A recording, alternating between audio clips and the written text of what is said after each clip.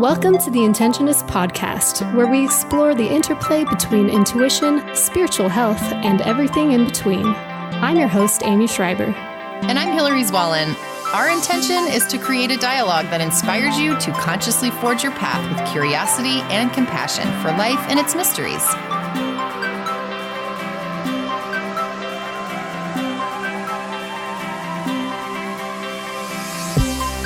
Welcome, Intentionists.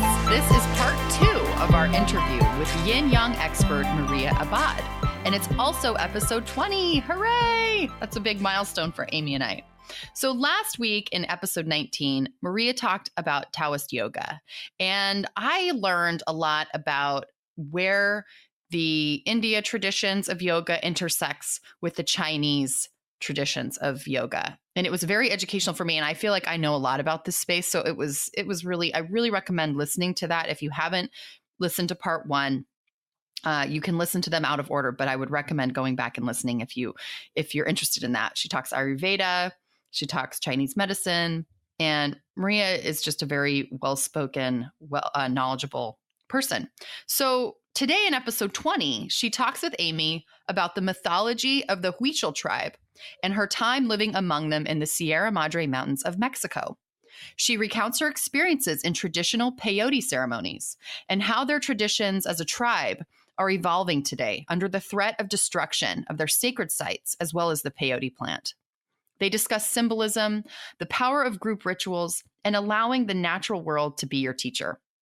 So I can't say this enough. If you have a friend who is into this stuff or who is opening up and really wanting to understand more about world cultures and the way that people do things in other places in a spiritual way, please share this with your friends. More about Maria. Maria is originally from Venezuela, where she was introduced to yoga at an early age and has since traveled around the world studying different yoga styles, including Hatha, Yin Yang, Iyengar, Restorative, and Ashtanga-Vinyasa. Balancing tradition with creativity, she guides classes, workshops, and teacher trainings that combine techniques from each of these traditions and her training in Thai massage therapy. So to learn more about Maria or to visit her studio in Puerto Vallarta, Mexico, if you want to plan a trip down there, it's a great place to visit kupuriyoga.com. That's KUPURIYOGA.com. And she's also Kupuri Yoga on Instagram and Facebook. So without further ado, I'll turn the time over to Aimee and Maria. What originally brought you to Mexico? When did you move here, and what did you come to do? I came to Mexico originally with my ex-partner, and we were at the moment taking a break from the winter, really. So that was kind of the reason why we came the first few trips to Mexico. He already knew Mexico and had a sailboat. So the way I came the first few trips to Mexico was by boat. From California south to here. At that moment, I was in art school. I was studying graphic design, and I became very interested in the culture here too. And part of that also made me go even into other parts of Mexico, go inland to study, especially the art of the indigenous tribe, specifically the Huichol Tribe, which is from this area from Jalisco and Nayarit. I basically became very interested in their designs and their paintings, which are all stories of their religion, their mythology, and also when it's applied to their cloth, it's sort of an identification of their origin or which part of the Sierras they're from. So if they're not from the same town, they can look at each other and they can see, oh, he's wearing blue, he must be from Santa Catarina, and you see the other one with not so much embroidery, and he's probably from San Andres, because San Andres is the community more in touch with the outside, most commercialized. So the ones that are more modernized, they're not so as they don't preserve the tradition as much as the ones who are away from the big cities. Oh, but you interesting. can still kind of just by the way they dress, you can definitely say where they're from once you get to know them. Oh, that's interesting. Yeah, for listeners who don't know what their art looks like, it's beautiful. They do a lot of really colorful beaded things, and like you were saying, bright embroidery. And yarn paintings too. They do big paintings or small paintings, which they do.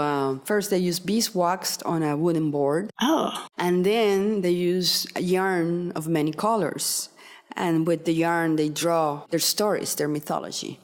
And those are actually what I became more fascinated with at the beginning, because they actually have some very, very famous painters. Oh, yeah. Huichol painters. They have exhibits in San Francisco. And the Smithsonian Gallery also, they have Huichol art. Another reason why I really liked this tribe was the fact that among all many other tribes in Mexico, the Huicholes preserved themselves with a lot of pride. So they look at the outsiders not in such a friendly way in a way, but that helped them preserve their culture. And what happened, and the way they preserved themselves the most, was during the times of colony from Spain, they pretty much hid up in the Sierras, in the mountains. Oh, okay. So archaeologists think they're probably originally from the desert area, but they found now only up in the Sierras, in the mountains, and in very intricate places to reach. Oh, so they've been really isolated this whole time. So they were very isolated until finally, until the last century, 20th century. There were some early explorers, and then finally around the 60s, the church got there. So they finally established and had a little chapel, and the church has been there. And eventually that specific community had a landing field. So there could be flights from Tepic into the community. Oh, okay. And that really changed the community. I'm sure. So that's why I said you can really recognize a Huichol from that community, because the architecture, the clothes, even the little stores where you go, they sell the same thing they sell downstairs in the store, the packaged food and all of that. So they really have mixed now in that community. But the other ones that are the branch out of this other community, they are more preserved. And Did you stay with certain families? Did you go live with them for a while? Yes, I did. I think it was in about 3 occasions. So I remember going in about 3 ceremonies and 3 occasions with them. This is going back perhaps around 1994 or so, a couple of years before that. I went up to the Sierras with a family who were interested in teaching Huicholes carpentry. Oh. So there was a carpentry project up there, and they were actually learning to build furniture and a spinning wheel. Okay. So they could spin their own wool and make blankets and kind of make the process a little faster for them, because they do have their very, very basic spinning tool.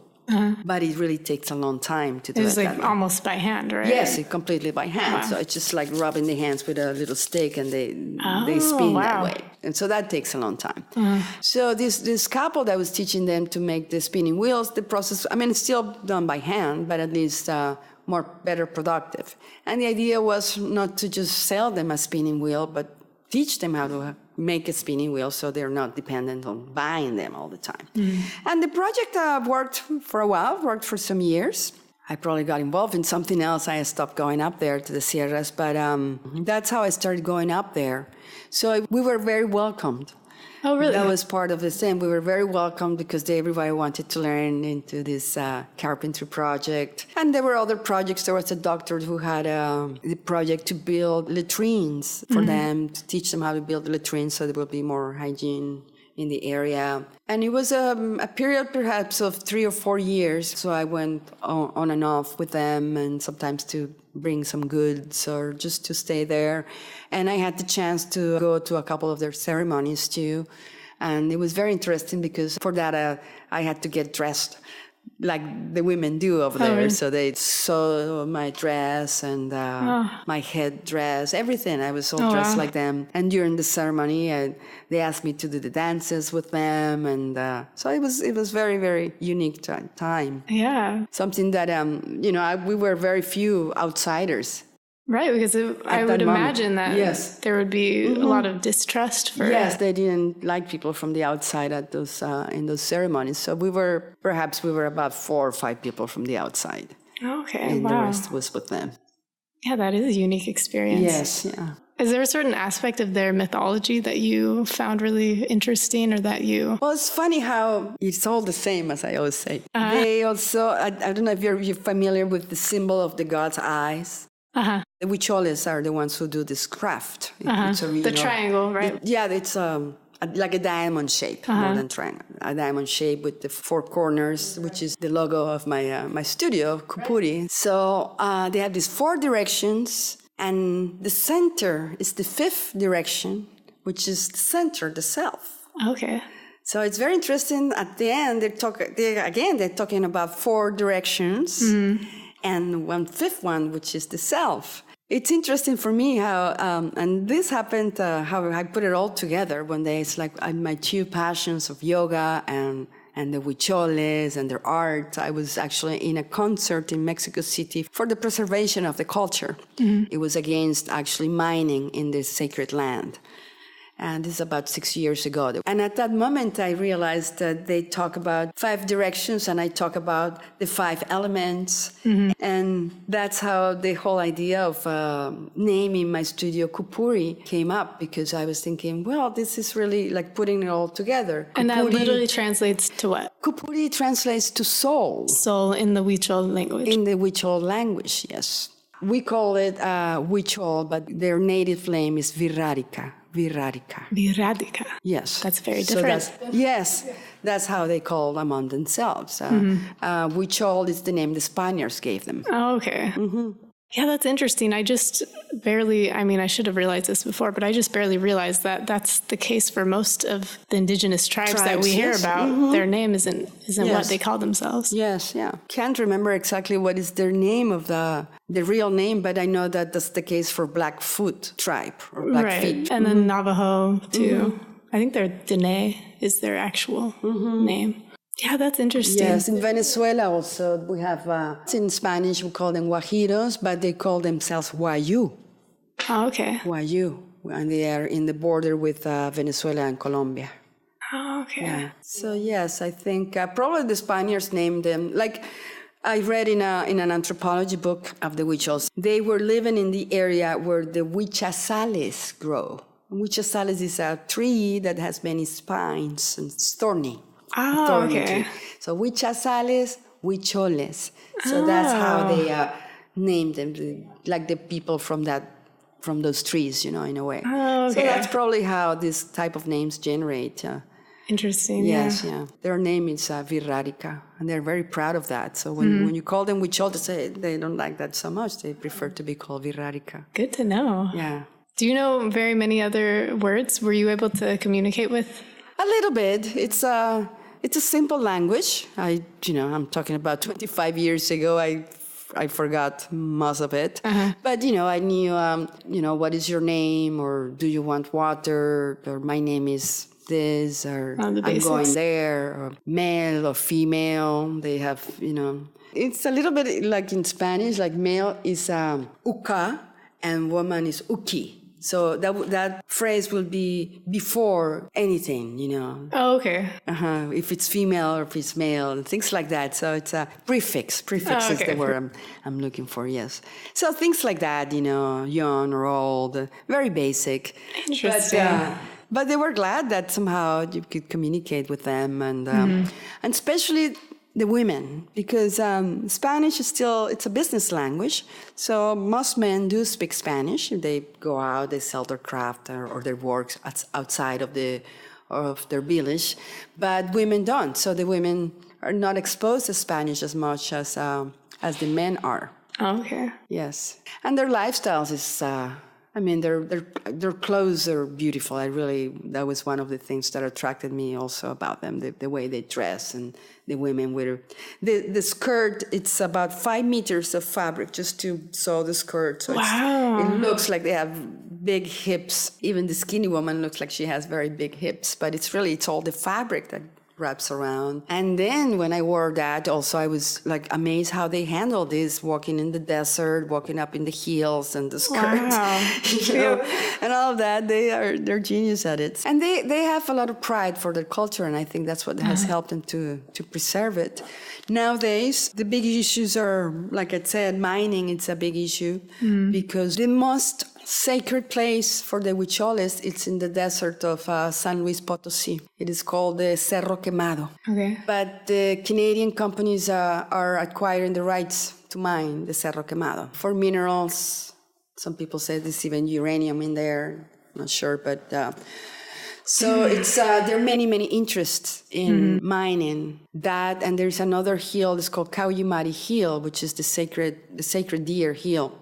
It's a tiny little hill, but again, under that hill, there's a good mining project to happen. So 6 years ago, the concert I went to was able to actually stop the mining. It was huge internationally. There were bands from Mexico, from other parts of the United States and South America. And one representative of the Huicholes also. He's a lawyer now. He's a well-educated Mexican lawyer.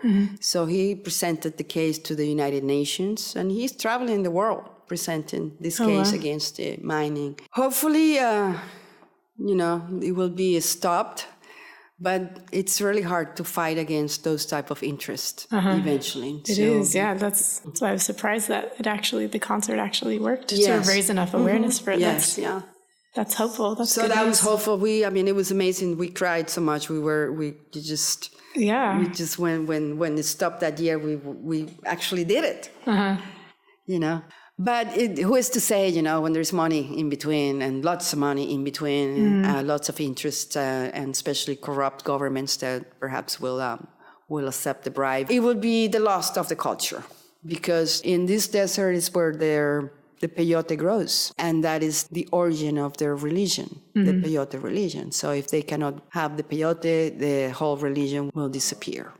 Wow. So that is the big risk that tribe is presenting today, among others, among losing their land, other lands. This is the desert I'm talking about, but they also have their other land up in the Sierras where they have many issues. They're not so much about mining, but more about wood rights, and big industry going over there and destroying their forest. Gosh, that's terrible. Yeah. And the woods, that's where the deers are, and the deer is really sacred to them, right? Yes, the deer is very sacred. I went in one of the galleries, and they were telling me what the meanings of the animals were. Is the deer like the messenger of the gods? Is that what the deer is? Well, there are many deers, of different colors. Oh. But yes, but the most important deer of them, it's the sacred deer, it's the blue deer. Okay. And that's Caullumari. That's the name of the little hill too that I'm talking about, Caullumari Hill. And the mythology says that the steps, the hikuri, which is the name for peyote, hikuri is just the steps of the deer when it walks in the desert. Because when you look at the peyote button, it actually looks like a print almost. It's on the surface of the sand. The button kind of has a mark similar to the path of an animal. So they say that where the sacred deer has stepped, peyote grows. Oh wow! And that's the blue deer, and then they have white deers and green deers. But I think the one they talk about the most is the blue deer. Wow, that's fascinating. And then the blue deer also, it's a shaman. In their mythology and in these ceremonies that they practice, specifically the peyote ceremony. The peyote ceremony is done by a group of people called the peyoteros, which are pilgrims who will go to the desert, collect the peyote, and bring it back to the Sierras. And in the Sierra, and in some specific places, they will have the ceremonies. But not everybody is a peyotero. Peyotero, they call it a cargo, which is it's a given occupation, and not everybody gets to do this. How is it decided? It's shamans decide this. Okay. So this group of peyoteros could be even children. When I was there was a child. She was like 8, 9 years old, around that age. And she was a peyotera. And the shamans decide who goes there. Most of the ones who go there eventually could also turn into shamans. Oh, wow. And the job, to call it a job, lasts for 5 years. So you're not peyotero forever. You're peyotero for 5 years. It's a cycle of 5 again. Interesting. So every 5 years, they named new people to follow these tasks. And in these tasks, each peyotero has or performs a mythological character in their mythology. So one of them would be the blue deer. Another one would be perhaps the black dog, the little Nakawe dog. So they have all these characters that they represent. They become those gods, those deities, while they are being peyoteros. And when they're being peyoteros, they wear these beautiful hats that they're very big feathers from turkeys, like white turkeys. Oh, okay. The whole hat, even the little girl, she had this huge hat, and the edges of the hat, they hang little beads and things so it's like really shiny from far away. From far away, you see these people coming from their pilgrimage with a sack of peyote in their back and these huge hats that shine in the lane, one after the other. So it's really beautiful to see them coming back from the pilgrims.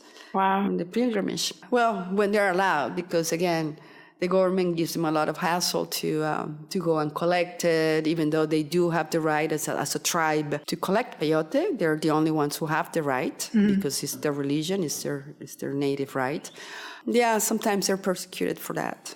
Oh, they're even put in jail for that, and they have problems. So. Also, another issue that they're having with the pilgrimage is private property. In the old days, they could go across properties and eventually get where they were going to the desert. Nowadays, a lot of the pilgrimage is done on a bus, and so they just get there, and they walk up to the mountains, and they do that up to the hill. It's not a mountain; it's a hill there. But yes, so every 5 years the peyoteros do all this new change, and I was there actually to see the change ceremony when the old ones leave and the new ones come, and also they change the roof of the place where they do the ceremonies, which is also a palapa roof, similar to a palapa roof. It's another kind of grass, like a long grass that they built these roofs, and they change it every 5 years when the new peyoteros come. So it's a whole new group of people coming and doing all these rituals before the ceremony starts. So then they come back from the desert, and before the ceremony starts, it's another interesting thing they do, which I wonder if this comes from the church. They do confession. Oh, really? Yes. So I was there waiting for the day of the ceremony, and they kept saying like, oh, we cannot do the ceremony yet because the gods are not in agreement. And when are the gods in agreement? When we finish confession and all the truth is out. Oh. So they were all the time doing this confession thing, and we were outside as the common people, even other huicholes who were not peyoteros. What they do is that they have a long rope. And every time somebody confesses a sin, they tie a knot. So they pass the knot to other people, the rope, to other people. And then at the end, the rope, it's a long rope with many knots. And they have to destroy that rope. Wow. And once that all is clear and the truth is exposed, then the ceremony can start. So it took us about 4 days. Sometimes they said it takes less days, sometimes more days, but it was about 4 days of us of there. For me, it was very interesting because I have no idea what was happening, really. Just you just listen to them, and they were saying, oh, well, the gods are not in agreement yet. And it's like, okay, let's wait for the gods to be in agreement. Yes. Oh, what a fascinating custom. So do they burn the rope afterwards then? They destroy it somehow? Yeah. So it's old. And then the ceremony starts, and Again, the ceremony ends when the gods say, so it's not to say that it could last 1 day or 2 days. I think for us it was about 4 days, Oh, 3 really? nights, yes. It's really beautiful, the ritual. The whole time, there are these 3 elders. There were these beautiful elders with long gray hair, braided long gray hair. Like I've never seen men that old and that powerful, you know.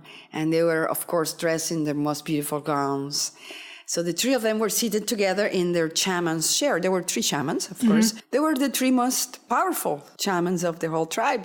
So they're there the whole time, seated. They don't really talk to you. They're just like chanting the whole time. Seems like they're mumbling something, but the whole time they're kind of in a trance, you know. They're basically taking peyote the whole time. And they just sit there. They sit and they give you that kind of support every time you go in front of them, because the ones who are not peyoteros, the peyoteros dance in one direction, and the ones who are not peyoteros dance in the opposite direction. Oh, wow. So basically you're dancing in circles, and the peyoteros go in one direction and the non-peyoteros going into opposite direction. At some point, I mean, I was just following the crowd, I didn't speak the language, but at some point you go and dance in front of the 3 guys, the 3 elder men. And if you want, right in front of each one of them, there is peyote. So if it's right there, you can take it and keep dancing, keep going. So, and at some point, again, there is some kind of call, and then you go in front of them, and you have the chance to take peyote again.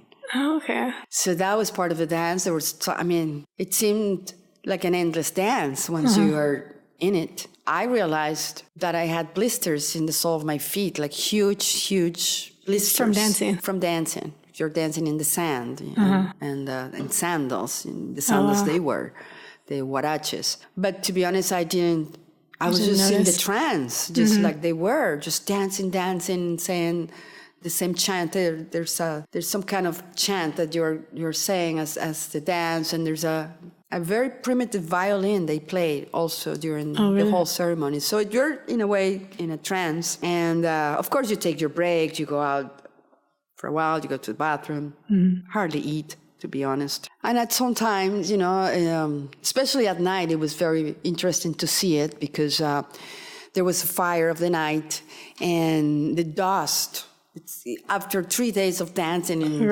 sandy grounds, the dust it's amazing how the dust rises up. Wow. It rises, when you see it from far away, it rises like smoke.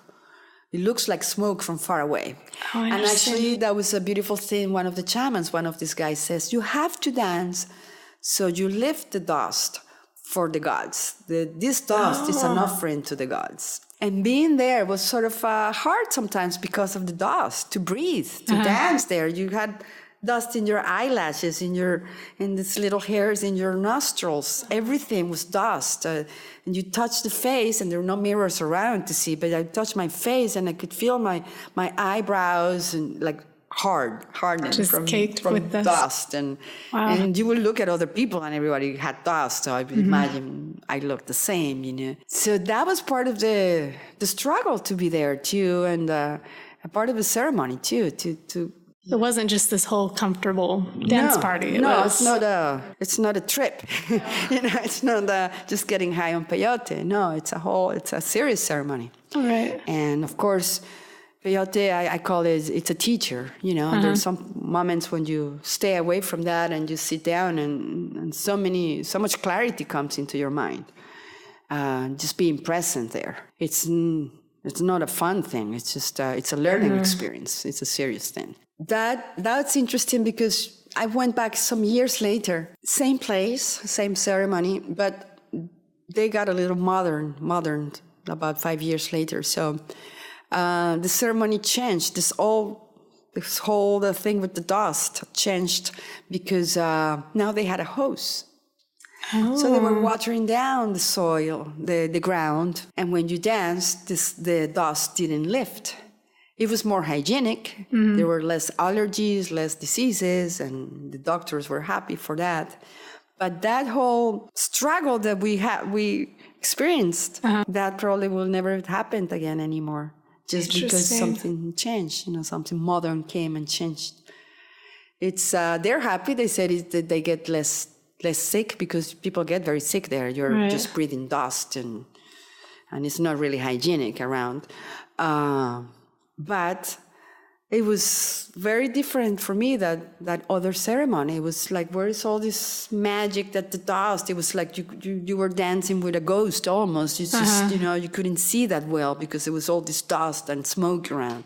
Now you could see everything and you could breathe perfectly. And so, part of it changes too. Yeah, that's interesting, the balance between these modern changes. Like you said, people were getting sick. Like, it was a good thing that that no one's like having to suffer from asthma and allergies because of this. But also when the old aspects are wrapped up with the mythology and with the ritual, like, how does that then change the mythology and the religion going forward? So eventually might be forgotten. The new generations will never see the dust, and the old shamans will die and will not talk about rising the dust for the gods. Yeah. Things like that will change for sure. It's even the same in another community now in San Andres, which is the one where it's more accessible for anybody. I went into one of their houses and I noticed he had the image of the Virgin Mary. And I was like, oh, you go to church, you like the Virgin Mary. And he says to me, it's like, yes, well, believing in the Virgin is cheaper than the Huichol religion. And I was like, what? What do you mean? It's like, well, he says, Huichol religion is expensive. We have to do sacrifices. We have to sacrifice a cow, for example, and bring the blood of the cow to the 4 sacred places in Mexico, which means traveling north, south, east, and west, very far distances, just to bring an offering to these places so perhaps somebody will benefit in health or wealth. So they do all these offerings, to gain something. He says, but the Virgin Mary, you light up a candle for her, and that's all you need to do. You pray and you light up a candle, and you don't have to expend so much money as killing a cow and moving the blood to all these sacred places. Practical option. It was very practical, and I'm sure somebody perhaps convinced him of that too, perhaps, in some way. But in his economics, it made complete sense. So he says, now when I need something, when I'm asking something, I ask the Virgin, and it's cheaper than asking our gods. Interesting. That makes good sense. Yeah, the whole concept of these different mythologies and the pantheons of indigenous gods, I find it so interesting just because I didn't grow up knowing that much about them. Is there a certain deity that you, in all your studies, not just with the Huichol, with the yoga, all the Hindu gods and goddesses, or the Buddhist ones, is there a certain deity that you kind of, I don't know, say like the best or connect with the most? Not really, not such as a deity. For me, I connect with the most with nature. For me, those are the deities, because the more you learn about all these mythologies from anywhere in the world, it's the fact that all these are external creations of the man. An idol, woman or man, god or goddess, or in my humble opinion, those are all man created. But I cannot say that about a plant, a flower, an animal, or another human being. So there's something much more mystical to you about that. So for me, it's a lot more mystical to you just observe nature. That for me, it's divine. Well, like you said, the plant, the peyote that you took, that was like a teacher. That's absolutely a teacher, yes. Unlike anything else that you experienced. I was going to ask you, I remember you saying that the vision was actually shared between the different people. Am I remembering that correctly? Yes. For some reason, we were in the desert and we were taking the peyote, and the visuals that we had, and after a while we talked to other people. They were similar. I mean, we saw lots of patterns, geometric patterns, which if you go to a gallery or look in internet for Huichol designs, you will see those patterns in their embroideries, in their bags. It's heavily influenced by what they see in there. What they see. So these patterns are part of the art too, and these visions, these animals too. In our visions, we were all seeing the lizards and the deers too. Interesting. Of course, we were with Huicholes, and that's what their mythology is all about. That's what they talked about. So I'm sure that influenced us. But what's interesting that it was for everybody. Right, because you as an outsider, like, yes, you knew what they were, these different symbols that they have, but it's not like you grew up being exposed to them every day, and you still were seeing the same things that they were. Yes. That's fascinating. So there was something telepathical in that experience too. Something that it's hard to explain, but it's like telepathy. It's you just need to look at somebody and know that we were in the same place or observing the same thing. And with them, it's aside as being a vision, it's part of their medicine too. I mean, I realized in those ceremonies that there were women taking peyote and breastfeeding their babies. So it's something that they take since they're babies, in a way. It's interesting how, growing up like that may change somebody's perspective completely. Oh, right. Yes. Yeah, if you're a little child and you're seeing hallucinogenic visions like that, for certain that would change your outlook. Yes, yeah. Probably for the better. Probably, yes. A broader view of what's possible in reality. Different parts of your brain are... And a deeper connection with nature, when you become... I mean, you realize you're part of it, too. You are, so it's not like, oh, that and me. It's all it, and it's all one thing. Yeah, you're not separate at that point. Yeah. Well, that was really, really awesome information. Thanks so much for talking. Good. Thank you. Hopefully it will be useful for somebody. Oh, I'm sure it will be. The only way that we can refine and challenge our own thinking so that collective and individual progress is even possible is by exposing ourselves to other cultures and ideas. So thank you again. Oh, yes, yeah. And for those interested in supporting the Huichol Tribe, you can purchase their beautiful artwork or donate money or time to foundations set up to preserve their culture. Two that I found online are huicholfoundation.org and the huicholcenter.org. And Huichol is spelled Huichol. So if you feel like you want to do that, I'm sure it would be greatly appreciated. Before we part, we'd like to say thanks for listening, and we hope you'll connect with us on Instagram, Facebook, and YouTube. We would love to hear from you and appreciate all feedback, shares, and likes. To learn more and subscribe to our newsletter, visit Intentionists.com. And no matter where you are or what you're creating, we send you love and invite you to breathe and begin. See you next week.